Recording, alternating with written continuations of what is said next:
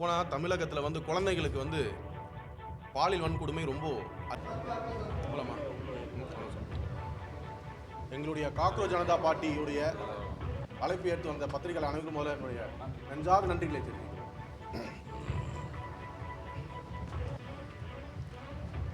போலாமா சார்?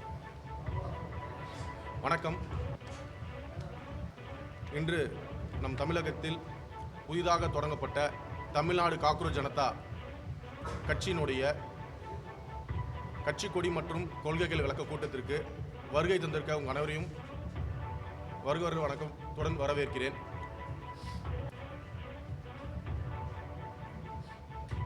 என்னுடைய பெயர் பிரம்மா பாலசுப்ரமணியம். நான் சென்னை உயர்நீதிமன்றத்தில் வழக்கறிஞராக இருக்கிறேன். நான் இந்த கட்சியினுடைய நிறுவன தலைவர். இவருடைய பேர் சிவகுமார், இவரும் வழக்கறிஞர். இந்த கட்சியினுடைய பொதுச் செயலாளர். இவருடைய பெயர் ஜனார்த்தனன், வழக்கறிஞர். இவர் இந்த கட்சியினுடைய மாநில ஒருங்கிணைப்பாளர். அவருடைய பேர் கிருஷ்ணகுமார், இந்த கட்சியினுடைய மாநில துணைத் தலைவர். இவருடைய பேர் வழக்கறிஞர் பாலாஜி, அவர் இந்த கட்சியினுடைய துணை பொதுச் செயலாளர். மேலும் இந்த கட்சியினுடைய முக்கிய நிர்வாகிகளும் இந்த நிகழ்வில் கலந்து கொண்டுள்ளார். அவங்க அனைவரும் முன்னாடி இருக்காங்க. இந்த கட்சியானது முதல்ல வந்து உங்களுக்கு ஒரு எண்ணம் வரும், என்னது இது காக்ரோச் ஜனதா பார்ட்டி ஒரு பேசும்போது திடீர்னு ஒரு பார்ட்டி ஒன்று ஆரம்பித்து வந்து பதிவு செஞ்சு வந்து உட்காந்துக்கிட்டு இருக்காங்களே, அதுவும் வழக்கறிஞர்களாக இருக்காங்களே அப்படின்ற ஒரு எண்ணம் உங்கள் எல்லாருக்கும் இருக்கும். அதுக்கு முன்னாடி தெளிவுபடுத்த முடியும், இந்த கட்சியினுடைய தொடக்கத்துக்கு ஊன்றுகோலாக இருந்த எங்களுடைய உச்ச நீதிமன்ற தலைமை நீதியரசர் மாண்புமிகு சந்திரகாந்த் அவர்களுக்கு, சூரியகாந்த் அவர்களுக்கு எங்கள் முதல் வணக்கங்களை தெரிவித்துக் கொள்கிறோம். அவர் வந்து கடந்த மே 15ஆம் தேதி நடந்த ஒரு வழக்கில் நம் நாட்டுடைய இளைஞர்கள் எல்லாருமே வந்து காக்ரோச்சஸ் மாதிரி இருக்காங்க, எல்லாருமே சோஷியல் மீடியாவில் மூழ்கி இருக்காங்க, யாருமே எம்ப்ளாய்மெண்ட்டுக்கு வந்து சரி வர போகிறதில்ல அப்படின்னு சொல்கிறாங்க. அதை பேஸ் பண்ணி அபிஜித் அப்படின்ற ஒரு நபர் வந்து சோஷியல் மீடியாவில் காக்ரோச் ஜனதா பார்ட்டி அப்படின்ற ஒரு பதிவை ஒன்று போடுறாரு. அதில் ஏகப்பட்ட இளைஞர்கள் வந்து நம்ம நாடு முழுக்க அந்த அவர் போட்ட அந்த பேஜில் வந்து இணைகிறாங்க. அதன் அடிப்படையில் தமிழகத்தில் நம்முடைய இன்றைக்கி இருக்க காலகட்டத்தில் இருக்க இளைஞர்களுக்கு ஒரு ஊன்றுகோலாக நாங்கள் முன்னெடுத்து இந்த கட்சியை பதிவு செய்து அடுத்த கட்டத்துக்கு கொண்டு போகிற கணக்கு அந்த கட்சியை வந்து பதிவு செஞ்சது. எங்களுடைய கட்சியோட கொள்கைகள் அப்படின்னு சொல்லி பார்த்தீங்கன்னா, முதல்ல சமூக நீதி. ஏற்கனவே சமூக நீதி பற்றி தான் அனைத்து கட்சிகளும் வந்து பேசுகிறாங்க. ஆனால் எந்த ஒரு கட்சியும் சமூக நீதியை வந்து பின்பற்ற மாதிரி தெரில இன்றைக்கி தேதி வரைக்கும். ஆனால் நாங்கள் முதல் சமூக நீதியை வந்து கண்டிப்பாக பின்பற்றணுன்ற ஒரு எண்ணத்தில் இருக்கும். இரண்டாவது அன்எம்ப்ளாய்மெண்ட். படித்த படிப்புக்கான வேலை இல்லை, அதற்கேற்ற ஊதியம் இல்லை. அந்த ஸ்லாபை கண்டிப்பாக ஃபிக்ஸ் பண்ணணும். சேலரி ஸ்லாப் வந்து ஒருத்தர் வந்து படிச்சிருக்காரு, ஒரு டிகிரி படிச்சிருக்காருன்னா அவருடைய அடிப்படை சம்பளம் இதுதான் அப்படின்ற ஒரு நிர்ணயத்தை வந்து கொண்டு வரணுன்ற ஒரு எண்ணத்துலேயும் உங்கள் கொள்கைகள் இருக்குது. மூன்றாவது பெண்கள் 50% வந்து ரிசர்வேஷன் பெண்களுக்கு வந்து கொடுக்கணும். இந்த சமூக நீதினு சொல்லும்போது ஜாதி வாரி கணக்கெடுப்பு கண்டிப்பாக கொண்டு வரணும். ஏன்னா 2011 எதுவும் எடுக்கல. 2011 நம்ம சென்ட்ரல் கவர்மெண்ட் எடுத்த அந்த சென்சஸ் கூட வெளியிடலை, அதை அப்படியே மூடி மறைச்சிட்டாங்க. இன்னைக்கு இப்போது இருக்கிற கரண்ட் கவர்மெண்ட் கண்டிப்பாக ஜாதி வாரியாக கணக்கெடுப்பு எடுப்போம் அப்படின்னு சொல்லியிருக்காங்க. அதை நாங்கள் வந்து முதல்ல வரவேற்கிறோம். ஏன்னா அப்போ தான் ரிசர்வேஷன் வந்து தர முடியும். ஏன்னா அரசு பணிகள்லையும் சரி, அடுத்தடுத்த கல்லூரிகளில் கொடுக்குற இடத்துலையும் சரி, இந்த ஜாதி வாரியாக கணக்கெடுப்பு எடுத்தால் மட்டும்தான் அந்த ரிசர்வேஷன் கோட்டா வந்து கொடுக்க முடியலாம், ஃபில்அப் பண்ண முடியாது. அடுத்தது நீட் தேர்வு. எல்லாருமே நீட் தேர்வு வந்து ரத்து செய்யணும். நம்ம தமிழக அரசு சார்பாக எல்லாரும் வந்து ஒரு ஆட்சி வரும்பொழுது கண்டிப்பாக நாங்கள் நீட் தேர்வை வந்து ரத்து செய்வோம், நாங்கள் அதற்கு வந்து குரல் கொடுப்போம் அப்படின்னு சொல்கிறாங்க. அதற்கு நீட் தேர்வை வந்து ரத்து செய்கிறோம், சாதாரண ரத்து செஞ்சிட முடியாது. ஏன்னா கீழே இருக்க நம்ம சொல்ல சட்டமன்றத்திலிருந்து அனைத்து சட்டமன்ற உறுப்பினர்களும் கையெழுத்து இட்டு மேலே நம்ம போனாலும் அது உடனே வந்து ரத்து, நம்ம மாநிலத்துக்கு மட்டும் ரத்து செய்ய முடியாது. சட்டமன்றம் மற்றும் பாராளுமன்ற உறுப்பினர்கள் அனைவரும் சேர்ந்து இது முன்னெடுப்பு எடுத்து நம்ம ஜனாதிபதி கிட்ட கொடுத்து அவங்க உத்தரவு பண்ணதுக்கு அப்புறமா நீட்டு தேர்வுன்றதை ரத்து செய்ய முடியும். இந்த விஷயங்கள் எல்லாத்தையும் முன்னெடுத்து தெளிவான விஷயங்களை வந்து மக்களிடம் கொண்டு போய் சேர்க்கணும் என்ற ஒரு விஷயத்துக்காக தான் அந்த கட்சியினுடைய தொடக்கமே. Question sir.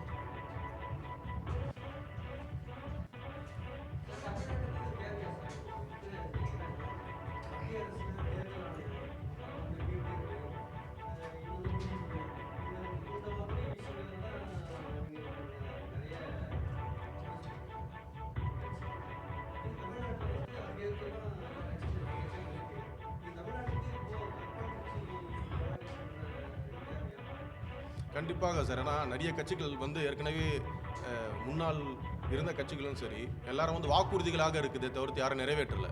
நாங்கள் வந்து வாக்குறுதிகளாக இருக்கக்கூடாது, ஏற்கனவே அவங்க சொன்ன மாதிரி ஸ்டேட்மெண்ட்டாக இருக்கக்கூடாது, நடைமுறைப்படுத்தணுன்ற காரணத்துக்காக தான் கட்சி நாங்கள் ஆரம்பிச்சிருக்கோம். அதெல்லாமல் நீங்கள் பார்த்தாலே தெரியும், இந்த கட்சியில் சார்ந்த எல்லாமே இளைஞர்கள் தான். நிறைய இளைஞர்கள் வந்து எப்படி வெளியே வந்து பேசுறது யார்கிட்ட சொல்கிறதுன்னு தெரியாமல் இருக்கும். ஏன்னா அதுக்கு முன்னாடி இந்த அரசியல் செஞ்ச எல்லாமே வந்து மூத்த அரசியல்வாதிகள் அவங்க சொல்கிற பேச்சை நாங்கள் தலையாட்டிக்கிட்டோம், ஆமாம் சொல்லிக்கிட்டோம் போகிற காலம் வந்து போயிடுச்சு. இளைஞர்கள் வந்து மாற்றம் வரணும். நம்ம வந்து மேல்நாட்டில் இருக்கிற விஷயங்களை மட்டும் ஆப் பண்ணி எடுத்துக்கிறோம், ஆனால் அதுக்கேற்ற கலாச்சாரத்தை வந்து எடுத்துக்கிறோம். ஆனால் நம்மளுடைய மாநிலத்தில் ஏன் அதை மாற்றம் கொண்டு வர மாட்டோம்? ஆனால் வயது முதிர்ந்தவர்கள் அரசியல்வாதிகளை நம்ம ஏன் பின்பற்றணும்? அன்றைய காலத்தில் இருந்த கூழ் கஞ்சியை வந்து இன்றைக்கி காலை உணவில் நம்ம கொண்டு வர்றது கிடையாது, ஃபாஸ்ட் ஃபுட் ஆயிடுச்சு. அதுக்கேற்ற மாதிரி இன்றைக்கி இருக்க அரசியல் காலகட்டத்துக்கு ஏற்ற மாதிரி நம்மளோட இளைஞர்களுக்கு வேலை வாய்ப்பு எப்படிலாம் வரணுன்றதை அவங்க சொல்ல முடியல, அந்த விஷயத்தை கொண்டு வர மாட்டாங்க. அதற்கு முன்னெடுப்பதுக்காக அந்த கட்சி.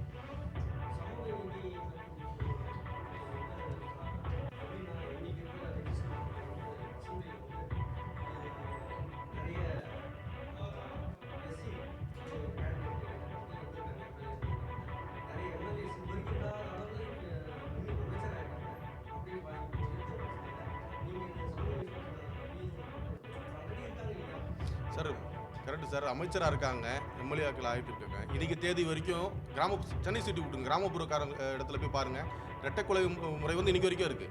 கிளாஸ் இருக்குது, ஸ்டீல் டம்ளர் இருக்குது, பேப்பர் டம்ளர். ஏன் அது வந்து இன்னும் மாற்றலை? அப்போ சமூகம் வந்து சிட்டிக்குள்ளே தெரியல. அப்போ அந்த அமைச்சர் அந்த எம்எல்ஏ வந்து வந்திருக்காங்கன்னா இப்போல்லாம் இப்போ இருக்க முதலமைச்சருடைய ஒரு முகத்தை பார்த்து ஓட் போட்டிருக்காங்க, அவங்க வந்து தேர்ந்தெடுக்கப்பட்டிருக்காரு. அப்படின்னும் பொழுது நாங்கள் வந்து அந்த கட்டத்தை மாற்றி ஆகணுன்ற காரணத்துக்காக தான் முடியும், பேச்சுவார்த்தையோடு முடிஞ்சிடக்கூடாதுன்ற ஒரு எண்ணம் தான்.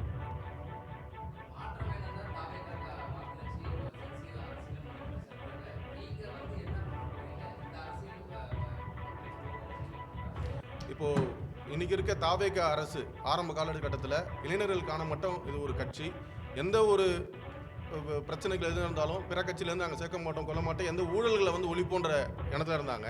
இன்றைக்கி அந்த கட்சியில் இருக்க உறுப்பினர்களே கொஞ்சம் வந்து அவங்களுக்கே வந்து திருப்தி இல்லை, அதிருப்தி இருக்காங்க. ஏன்னா நம்ம பிற கட்சி சேர்க்க மாட்டோம். ஏன்னா பிற கட்சியில் ஊழல் செஞ்சவங்க திருப்பி இந்த கட்சியில் வரும்பொழுது இந்த கட்சியில் இருக்கவங்க என்ன பண்ணுவாங்க? அவங்க வர போஸ்டிங்ஸ் எல்லாமே இருக்குது, பெரிய ஒரு போஸ்ட்லேருந்து வந்தவங்க அவங்களாம் மாறுதில்லை. அதெல்லாத்தையும் மாற்றத்தை கொண்டு வரது பண்ணுறதுக்காக நாங்கள் இருக்கோம்.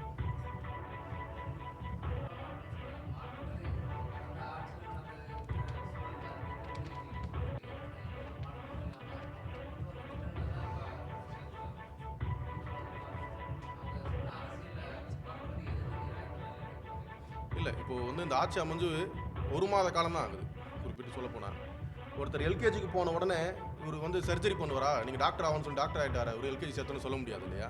இப்போ அவங்களை கேள்வி கேட்க எதிர்கட்சின்னு ஒன்று இருக்கணும். அந்த எதிர்கட்சியே வந்து இருக்கக்கூடாதுன்ற நிலைமையாக தான் வந்து இந்நாள் முதல்வர் வந்து சொல்லிக்கிட்டு வராரு. யாராவது ஒருத்தர் வந்து இந்த கேள்வி கேட்கணும். கேள்வி கேட்குறது எல்லாமே வந்து நாங்கள் ஏற்கனவே இந்த முதிர்ந்த அரசியல் நுரைகள் வந்து குடும்ப கட்சிகள் இருக்குது, இவங்களாம் வந்து பேசுகிறாங்கன்னு சொல்லும்பொழுது யார் இந்த கேள்வியை கொண்டு வருவா? யாருக்கு மக்களுக்கிட்ட இருக்க குழப்பத்தை வந்து தீர்ப்பா? நாங்கள் வந்துட்டோம், புது அரசு வந்து புதுசாக நாங்கள் வந்துட்டோம், உங்களுக்கு எல்லாத்தையும் வந்து மாற்றம் கொண்டு வரும் செஞ்சிடும் சொல்கிற அந்த வாக்குறுதிகளை யார் பின்பற்றி வந்து பார்க்கறது? யாராவது ஒருத்தர் கேட்கணும்ல, கேள்வி கேட்டு அந்த இடத்த வந்து அவங்க பண்ணாங்களான்னு சொல்லி சொன்னோம்ல, அந்த இடத்துல நாங்கள் இருப்பதுக்கு அப்புறமா நீங்களே பார்த்துக்கலாம். தொடர்ந்து வந்து எங்களுடைய ஃபாலோவர்ஸ் வந்து மக்களுக்கெல்லாம் எழுச்சி தானே. அந்த ஆரம்ப கட்டத்தில் இன்றைக்கி இருக்கிற அரசை வந்து நிறைய பேர் சாடி பேசுனாங்க. இங்கே வரவே வராது, இந்த அரசுக்கு வந்து இந்த டிவிகே கட்சின்றதே இடம் தெரியாமல் அழிஞ்சு போயிடும், இவங்களாம் வந்து இந்த நாட்டை வந்து ஆள முடியாது அவ்வளவு பேர்கள் சொல்லியும் இன்னைக்கு டிவிகே கவர்மெண்ட் ஆட்சி அமைச்சிருச்சு. ஏன்னா அவங்க சொன்ன அந்த விஷயங்கள் எல்லாத்தையுமே வந்து மக்கள் எடுத்து வேண்டாம், 2 திராவிட கட்சிகளும் வேணாம்ப்பா, புதுசாக ஒரு கட்சி வேணும், நம்மளுக்கு மாற்றம் வேணும் தான் அந்த கட்சியை வந்து தேர்வு செஞ்சுருக்காங்க. ஆனால் அந்த கட்சியில் வந்து உட்கட்சி சில விஷயங்கள் நடக்கும் பொழுது அதை பின்பற்றுறதோ இல்லை அவங்களோட வாக்குறுதிகள் நிறைவேற்றுறதுக்கு யாராவது ஒருத்தர் பின்பற்றி தான் ஆகணும். ஏற்கனவே பிற கட்சியிலேருந்து திருப்பி இந்த கட்சியில் சேர்றவங்க அதை அமுல்படுத்த விட மாட்டாங்க. அதை நாங்கள் வந்து ரெகுலரைஸ் பண்ணி கொண்டு வரதுக்காகவும் மேற்கொண்டு ஏதாவது தவறுகள் நடக்காமல் இருக்கிறதுக்காகவும், அப்படி தவறுகள் தான் மக்களோட மக்களாக நின்று களத்தில் போராடுவதற்காக அந்த கட்சி.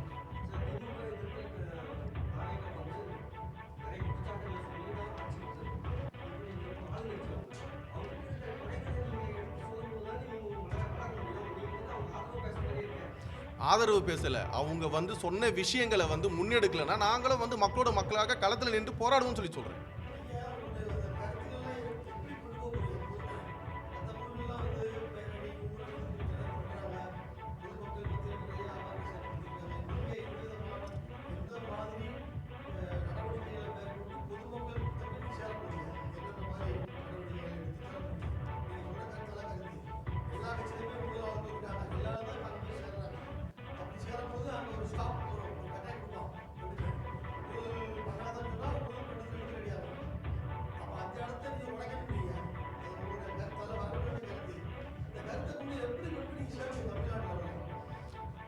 இப்போ ஒரு 3வது மனிதர், அதாவது ஒரு டிகிரி படித்தவர் நீதிமன்றத்துக்கு வந்து அணுகணும் அப்படின்னா ஒரு வழக்கறிஞர் மூலியமாக தான், ஒரு அட்வொகேட் மூலியமாக நீதிமன்றத்தை அணுக முடியும். நாங்கள் வழக்கறிஞராக இருக்கனால நீதிமன்றத்தின் மூலியமாக எந்த ஒரு விஷயம் நீதிமன்றத்தை நாங்கள் அணுகி வழக்கு தொடுத்து அந்த வழக்கு மூலியமாக மக்களுக்கு தெளிவாக தெரிய வச்சு அது மூலம் வெற்றி காணும்.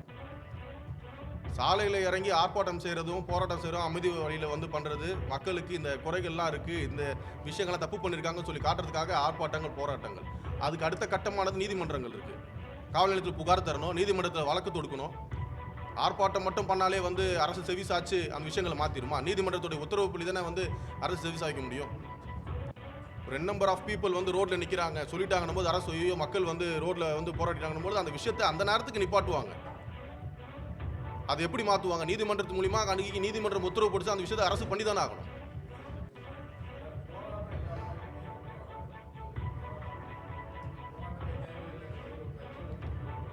போராட்டமே தேவையில்லைன்னு சொல்லி சொல்லலை.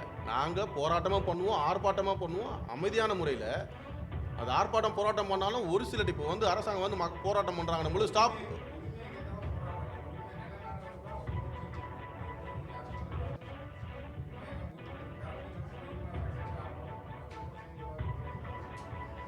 ஆர்ப்பாட்டம் நாங்கள் வந்து செய்ய மாட்டோம்னு சொல்லலையே, மக்களோடாக நின்று களத்தில் போராடுவோன்னு சொல்கிறேன்.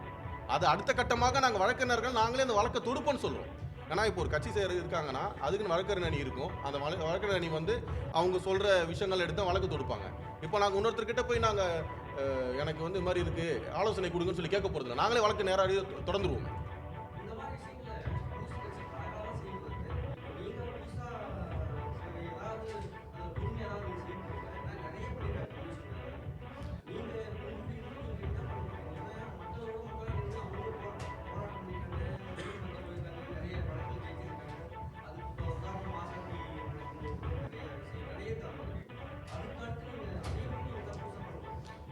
நீங்கள் சொன்ன மாதிரி கம்யூனிஸ்ட் கட்சிகள் வந்து நிறைய போராட்டம் நடத்தினாங்க, செஞ்சாங்க. இன்னைக்கு காலகட்டத்தில் அவங்களே வந்து இன்னொரு கட்சியை வந்து நாடி தானே போகிறாங்க. தனிப்பட்டு செயல்பட நிற்கலையே மக்களுக்காக நான் போராடினேன் அன்னைக்கு, இன்றைக்கும் போராடுறேன். ஆனால் எந்த அரசு வந்து ஆளுதோ அந்த அரசு கூட நாங்களும் வந்து கோஆர்டினேட் பண்ணி போயிடுவோம் தானே போகிறாங்க. அப்போது அவங்களுக்கு தேவை பதவி சீட்டு, தனிச்சா செயல் பண்ணுன்ற எண்ணம் இல்லாமல் போயிடுதில்லை. நாங்கள் தனிச்சா செயல் பண்ணுற எண்ணத்தை தான் இருக்கோம்.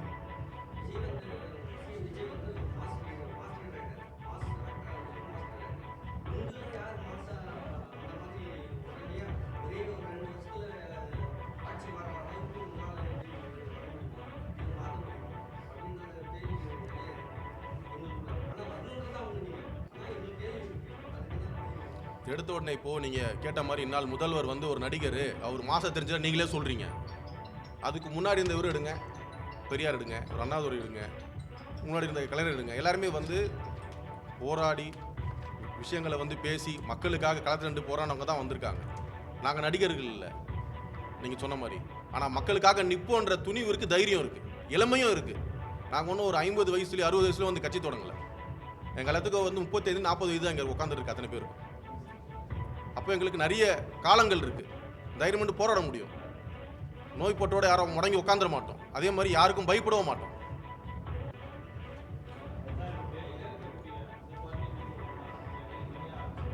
இல்லை சேம், அதாவது அங்கே இருக்க டெல்லியில் இருக்க அந்த சிஜேபின்ற பார்ட்டி வந்து ரெஜிஸ்ட்ரேஷன் பண்ணாமல் அவங்க வந்து தொடர்ந்து ப்ரொடெஸ்ட் பண்ணுறாங்க. நம்ம தமிழகத்தில் இந்த கட்சியை வந்து ரெஜிஸ்டர் பண்ணி இப்போ அவங்க எடுத்துக்கொண்டு போகிற முன்ன இப்போ என்னென்னா நீட் வினாத்தாளை வந்து கசிய விட்டுட்டாங்க. அதனால் மத்திய அமைச்சர் தர்மேந்திர பிரதானை வந்து பதவி விலக செய்யணும்னு சொல்லிட்டு அந்தந்த மாநிலத்தை பண்ணுறவங்க சென்னையில் வரல. ஆனால் டெல்லி 2ஆம் தேதி முடிச்சதுக்கு அப்புறமா சென்னைக்கு வர்றதுக்காக அபிஜித் வந்து சொல்லியிருக்காங்க. நம்மளும் அதே தான் வந்து சொல்கிறோம். இப்போ நீட்டுன்னு சொல்லி பார்க்கும்பொழுது குழந்தைங்களை வந்து நீட் எக்ஸாம் எழுதும் பொழுது அவங்கள வந்து ஃபிசிக்கல் அப்யூஸை சொல்ல போனால் ஒருத்தரோட ரைட்ஸ் ட்ரெஸ் போட்டு போகிறது, கையை கிழிக்கிறது, தலைமுடி அவுத்து பார்க்கறது, கம்பளை அவுக்குறது, இதெல்லாம் வந்து பண்ணக்கூடாது. கான்ஸ்டியூஷன் தெளிவாக இருக்குது. எக்ஸாமினேஷன்ஸ் வந்து நீட்டுக்கு மட்டும் இது பண்ணுறாங்க. எவ்வளோ வந்து அரசு தரப்பு எக்ஸாமினேஷன்ஸ் இருக்குது, யூபிஎஸ் இருக்குது, டிஎன்பிசிஸ் இருக்குது. அதனால ஏன் அந்த மாதிரி பண்ண மாட்டாங்க? இது யாரோ ஒருத்தர் கேள்வி கேட்டிருக்காங்களா? குழந்தைகள் தானே. பிலோ 18 இயர்ஸ் இருக்கவங்க எல்லாத்துக்கும் வந்து உடல் ரீதியாக கை வைக்கக்கூடாது. நான் வந்து இல்லை பொம்பளை பிள்ளைங்களை வந்து நாங்கள் பொம்பளை பிள்ளை போலீஸ் வச்சு தான் உமன் போலீஸ் வச்சு தான் செக்அப் பண்ணி அனுப்புகிறோம். எதுக்கு நீங்கள் செக்அப் பண்ணுறீங்க? அது வந்து பக்கா அபியூஸ் இல்லையா? இது யாராவது ஒருத்தர் சொல்லியிருப்பாங்களா இது வரைக்கும்? வினாத்தாள்களை வந்து வெளியிட்டாங்க, அதனால வந்து மத்திய அமைச்சரை பதவி விலகணும்னு சொல்லி தான் எங்களுடைய ஆர்ப்பாட்டம். அப்போ வினாத்தாள் வெளியே வருதுன்னா இந்த வாட்டி வந்து தெரிய வந்துச்சு. இப்போ வந்து என்ன பண்ணுறாங்க, நம்மளுடைய ஏர்ஃபோர்ஸுடைய ஹெலிகாப்டர்களில் போய் இறங்குது, அங்கேருந்து சாலை மார்க்கமாக கொஸ்டின் பேப்பர் வினாத்தாக்கெல்லாம் கொண்டு போகிறாங்க. ஆனால் இந்த விஷயங்களை இதுக்கு முன்னாடி அவங்களுக்கு தேவை நபர்களுக்கு வினாத்தாள்களை வெளியிடுத்துனா அவங்க நபர் தானே உள்ளே வருவாங்க.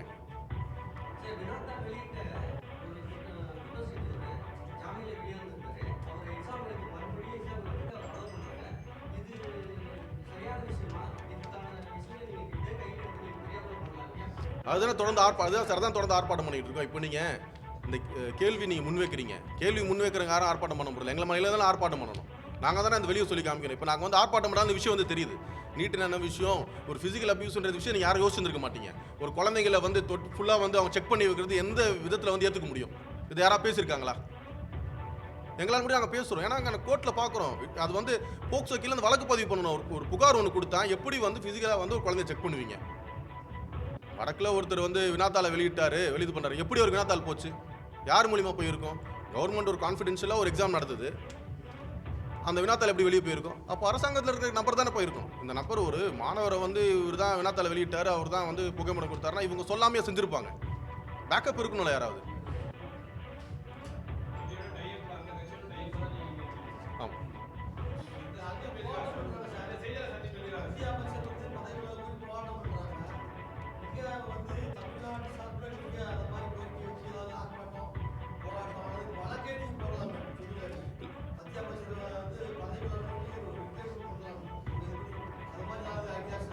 இல்லை நம்ம ஆர்ப்பாட்டன்றது கூடியவரில் தமிழகத்தில் நடக்க போகுது.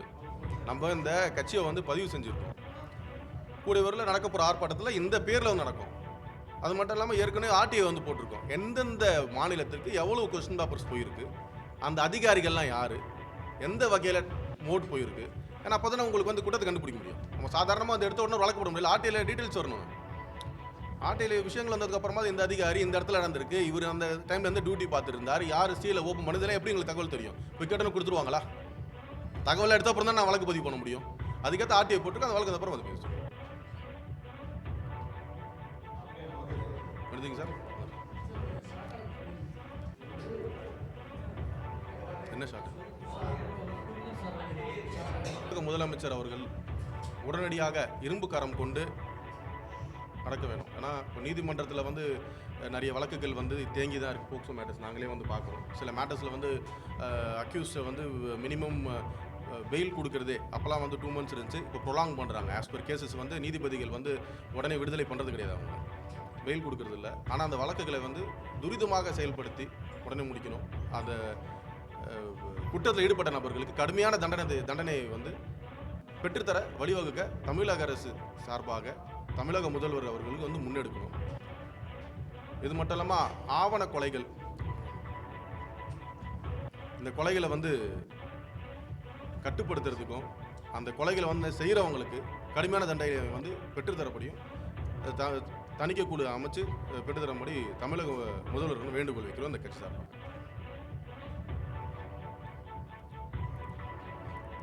மேற்கொண்டு இந்த பத்திரிகையாளர் சந்திப்பை நாங்கள் கூப்பிட்டதுக்கு வந்ததுக்கு மீண்டும் உங்கள் அனைவருக்கும் நன்றி சொல்லிக்கிறேன். எங்கள் எல்லாரும் சார்பும் தமிழக காவல் நன்றி, வணக்கம்.